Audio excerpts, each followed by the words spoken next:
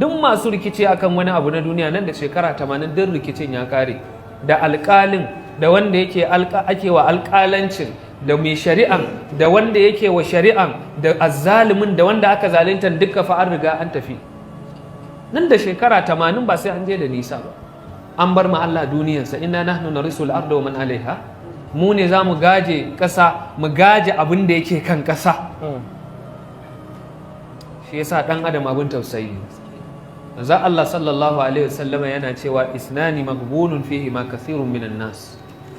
Abu guda biyu mutane da yawa wato akan cutar da sukan cuci kansu, akan yi 419 ɗinsu akan wannan abu ba su sani ba. Amma aka ce menene wannan abu? Manzo Allah ce as-sihhatu wal faragh, da lafiya da dama. Waɗannan abu guda biyu ne da mutane da yawa ana zare musu wannan abun, a tsame musu ba tare da sun sani ba. Su ɗauki abin da bai kai ya kawo ba su bayar domin su samu wannan abin.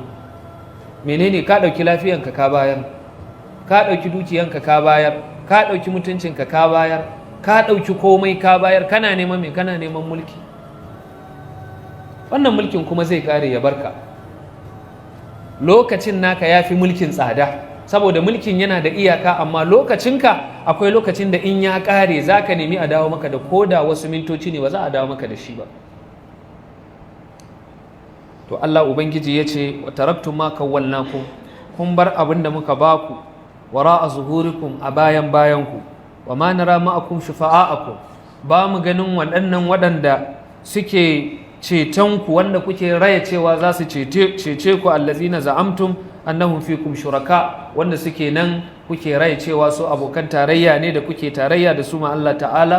Laqad taqatta bainakum, hakika tsakaninku ya yanke ya katse, ba wani channel.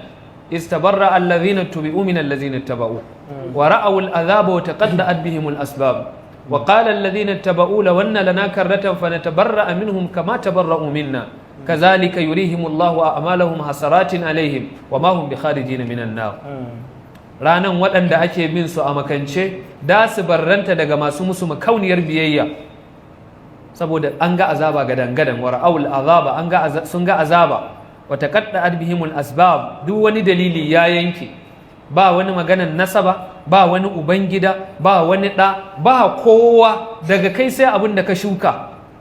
Wa qala alladhina taba'u, waɗanda suka bi jagororinsu wanda suke shirka da su ma Allah, da su ce law anna lana karratan, ina ma muna da dama da za a mayar da mu, fa natabarra'a minhum, mu zo mu barranta daga waɗannan ubannin gidajenmu da suka barranta da mu, kama tabarra'u minna.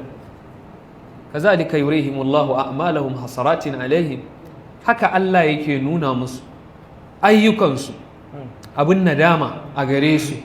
Wa ma hum bi kharijin minan nar, ba za su fita daga wuta ba har abada.